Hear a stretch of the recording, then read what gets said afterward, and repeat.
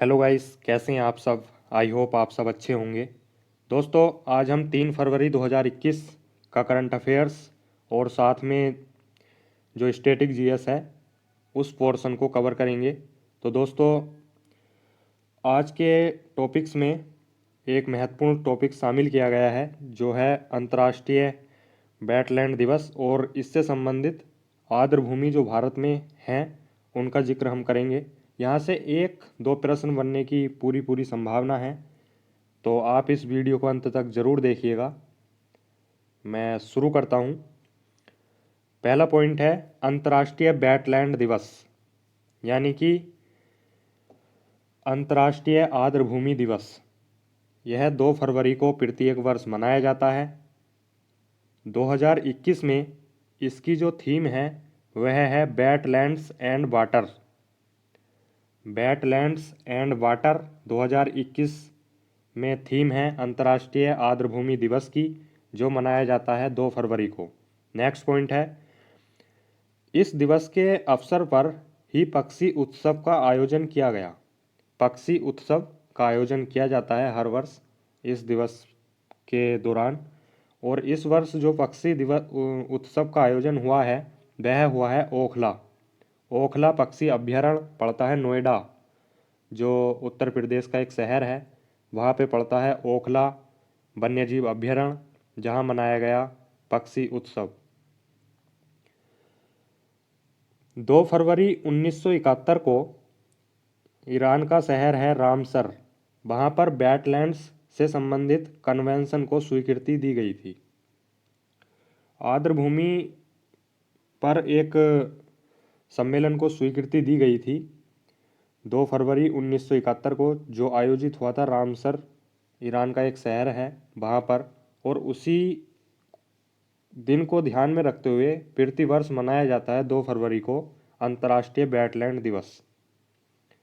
इस दिवस का पहली बार आयोजन 1997 में हुआ था। पहली बार अंतर्राष्ट्रीय आर्द्रभूमि दिवस मनाया गया था 1997 में, और भारत इस रामसर साइट्स में शामिल हुआ था 1982 में। 1982 में शामिल हुआ भारत। अगर हम भारत की बात करें तो भारत में अभी तक 42 रामसर साइट्स हैं, जो दिसंबर 2020 तक की स्थिति है। दिसंबर 2020 तक भारत में 42 रामसर साइट्स शामिल हैं, जिसमें प्रथम रामसर साइट्स यानी कि प्रथम आर्द्रभूमि के रूप में जिसे चिन्हित किया गया था उसका नाम है चिल्का झील। चिल्का झील पड़ती है ओडिशा में। यहाँ पर अगर हम मैप में देखें तो ये चिल्का झील है। चिल्का झील बिल्कुल ओडिशा में है, और इसी के साथ साथ काबला देव नेशनल पार्क को, जो राजस्थान में है, काबला देव नेशनल पार्क को भी आर्द्रभूमि के रूप में शामिल किया गया था। सबसे ज़्यादा आर्द्रभूमि वाला राज्य है वह है अपना उत्तर प्रदेश। उत्तर प्रदेश के 8 स्थान यानी कि 8 स्थल आर्द्रभूमि साइट्स में शामिल हैं, और सबसे छोटी रामसर साइट्स के बारे में बात करें भारत में तो वह है रेणुका। रेणुका पड़ता है आपका हिमाचल प्रदेश में, और क्षेत्रफल के हिसाब से यह सबसे छोटी आर्द्रभूमि साइट्स है। नवीनतम जो लाटेस्ट रामसर साइट्स के रूप में चिन्हित किया गया है तो वह है 38वीं आसन विराज झील। आसन विराज झील उत्तराखंड में पड़ती है, कांवरताल बिहार में, सुर सरोवर आगरा में उत्तर प्रदेश में, और लोनार झील पड़ती है महाराष्ट्र में। 42वें नंबर की लाटेस्ट जो नवीनतम है 42वीं रामसर साइट्स वो है सोकर झील, जो पड़ती है लद्दाख में। उत्तर भारत में केंद्र शासित प्रदेश लद्दाख में एक झील पड़ती है जिसका नाम है सोकर झील, जो 42वीं रामसर साइट्स के रूप में चिन्हित की गई। अब यहाँ पे डायरेक्ट प्रश्न पूछ लेता है कि कौन सा स्थान रामसर साइट्स के रूप में शामिल है, कौन सा नहीं है? तो 42 स्थान अभी तक चिन्हित किए गए हैं, जिसमें से मैपिंग के माध्यम से हम आपको बताएंगे कि किस राज्य में कौन सी रामसर साइट्स स्थापित है। जान लेते हैं। वुलर झील, वुलर झील आपकी पड़ती है जम्मू कश्मीर में।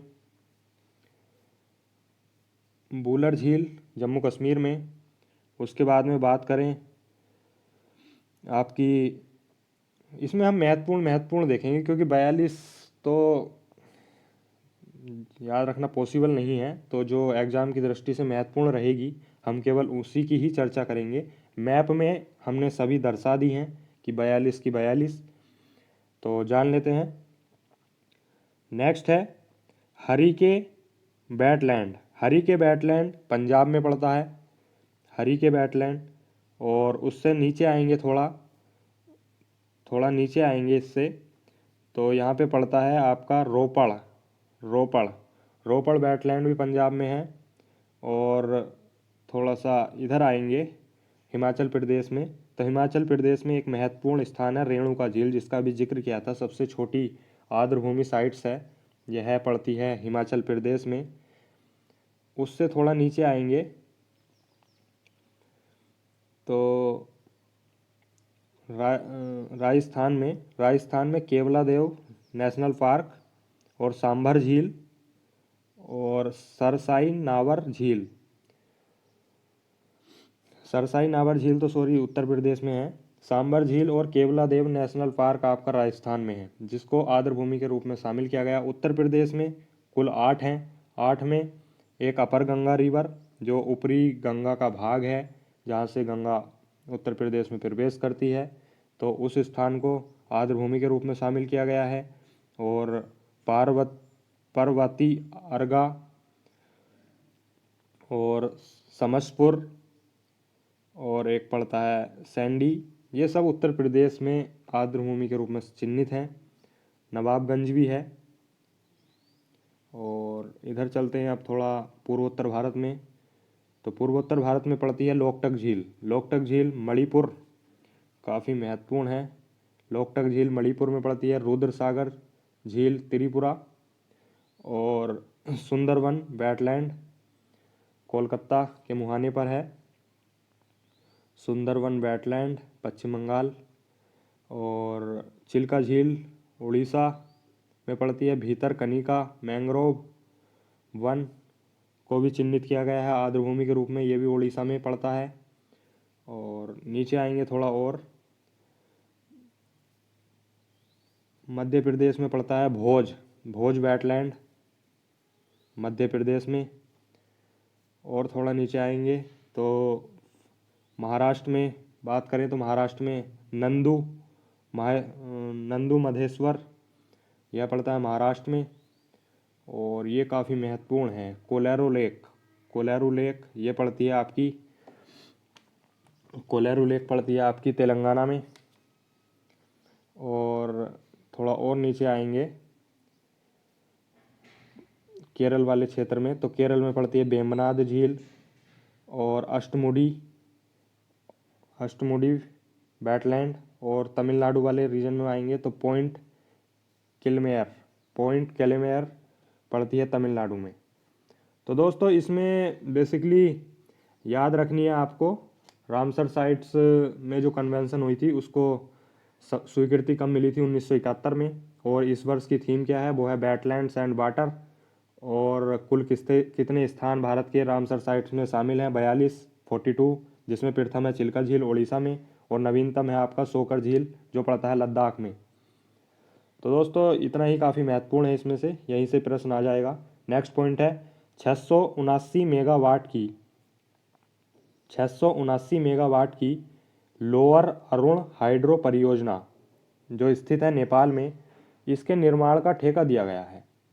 इसका जो निर्माण का ठेका दिया है वह कंपनी है सतलुज जल विद्युत निगम, जो भारतीय कंपनी है। भारतीय कंपनी को नेपाल ने पहली बार कोई परियोजना के लिए ठेका दिया है, तो काफ़ी महत्वपूर्ण बन जाता है प्रश्न कि लोअर अरुण हाइड्रो परियोजना नेपाल में स्थित है, इसके निर्माण के लिए किस कंपनी को ठेका दिया गया है, तो वह है सतलुज जल विद्युत निगम। नेक्स्ट पॉइंट है भारत पर्व 2021। भारत पर्व 2021 यह प्रतिवर्ष मनाया जाता है पर्यटन मंत्रालय द्वारा। 26 जनवरी से 31 जनवरी तक मनाया जाता है। यह गणतंत्र दिवस के पर जो है शुरू हो जाता है और 31 जनवरी तक चलता है प्रतिवर्ष। पर्यटन मंत्रालय द्वारा इसका आयोजन किया जाता है। इसका जो उद्देश्य है, इसमें देश की सांस्कृतिक जो विविधताएं हैं उनको प्रदर्शित किया जाता है, दिखाया जाता है कि देश में भांति भांति की जो सांस्कृतिक विविधताएं हैं उनको प्रदर्शित किया जाता है और इसका आयोजन किया जाता है पर्यटन मंत्रालय द्वारा प्रतिवर्ष। नेक्स्ट पॉइंट है आयुष्मान भारत महात्मा गांधी स्वास्थ्य बीमा योजना। आयुष्मान भारत महात्मा गांधी स्वास्थ्य बीमा योजना, इसकी शुरुआत की गई है राजस्थान सरकार द्वारा और राजस्थान के एग्जाम के लिए महत्वपूर्ण है। इसमें 1,10,00,000 जो गरीब परिवार हैं, जो बिलो पॉवर्टी लाइन से नीचे हैं, उनके स्वास्थ्य की देखभाल रखी जाएगी और इस योजना में केंद्र सरकार का 400 करोड़ का खर्च होगा और राज्य सरकार यानी कि राजस्थान का 1400 करोड़ रुपए की भागीदारी रहेगी। राजस्थान के एग्जाम के लिए महत्वपूर्ण है, पूछेगा कि आयुष्मान भारत महात्मा गांधी स्वास्थ्य बीमा योजना हाल ही में राजस्थान सरकार द्वारा शुरू की गई। इसमें केंद्र सरकार और राज्य सरकार का किस अनुपात में भागीदारी अर्थात खर्च है, तो केंद्र सरकार इसमें 400 करोड़ खर्च करेगी और राज्य सरकार यानी कि राजस्थान करेगी इसमें 1400 करोड़ रुपए का। नेक्स्ट पॉइंट है फेसबुक के मुख्य अनुपालन अधिकारी। फेसबुक के सीईओ मुख्य कार्यकारी अधिकारी का तो आपको पता होगा, वो है मार्क जुकरबर्ग। लेकिन मार्क जुकरबर्ग ने हाल ही में नियुक्ति की है फेसबुक के मुख्य अनुपालन अधिकारी, जिसे बोलते हैं COO। यह बने हैं हेनरी मोनिज। हेनरी मोनिज नियुक्त हुए हैं फेसबुक के मुख्य अनुपालन अधिकारी। नेक्स्ट पॉइंट है world economic forum. World economic forum 2021, यह मीट ऑनलाइन डिजिटली रूप से हुई है दावोस में और इसमें भारत की तरफ से PM मोदी द्वारा भाग लिया गया है वीडियो कॉन्फ्रेंस से। वर्ल्ड इकोनॉमिक फोरम 2021 दावोस, इसकी जो थीम है वह है द ग्रेट रिसेट। चूँकि यह ऑनलाइन डिजिटली रूप से हुआ है तो थीम विशेष पूछ सकता है कि वर्ल्ड इकोनॉमिक फोरम 2021 जो दावोस में अध्यक्षता हुई है उसकी थीम क्या रही है, वो है the great reset. Next point है मटुआ समुदाय। मटुआ समुदाय हाल ही में न्यूज़ में बना हुआ है, पूछ लेगा यह किस राज्य से संबंध रखता है, तो मटुआ समुदाय पश्चिम बंगाल राज्य से संबंध रखता है। नेक्स्ट पॉइंट है टॉप 25 अभियान। टॉप 25 अभियान मुंबई पुलिस द्वारा शुरू किया गया है। इसमें अपराधियों की गिरफ्त हेतु इसको शुरू किया गया है। जो टॉप हिस्ट्री सीटर हैं, अपराधी हैं, उनको गिरफ्त में लिया जाएगा, इसीलिए मुंबई पुलिस द्वारा शुरू किया गया है टॉप 25 अभियान। नेक्स्ट पॉइंट है वर्ष 2021-22, जो 2021-22 वर्ष चल रहा है, इसे भारत और फ्रांस की सरकार द्वारा मिलकर ईयर ऑफ एनवायरनमेंट घोषित किया गया है। काफ़ी महत्वपूर्ण है, प्रश्न पूछेगा वर्ष 2021-22 को ईयर ऑफ एनवायरनमेंट किस देश ने भारत सरकार के साथ मिलकर घोषित किया है, तो वह है फ्रांस। नेक्स्ट पॉइंट है देश का पहला 5G रेडी नेटवर्क। देश का पहला 5th जनरेशन तैयार नेटवर्क जो शुरू किया है इंडिया में, वो क्या है, एयरटेल कंपनी ने, और इसकी शुरुआत हुई है हैदराबाद से। नेक्स्ट पॉइंट है पहली एशियाई ऑनलाइन शूटिंग चैंपियनशिप। पहली एशियाई ऑनलाइन शूटिंग चैंपियनशिप, पहली बार इसका आयोजन ऑनलाइन माध्यम से हुआ है, जिसमें भारत ने सर्वाधिक पदक प्राप्त किए हैं 11 और टॉप पोजीशन पर बना हुआ है।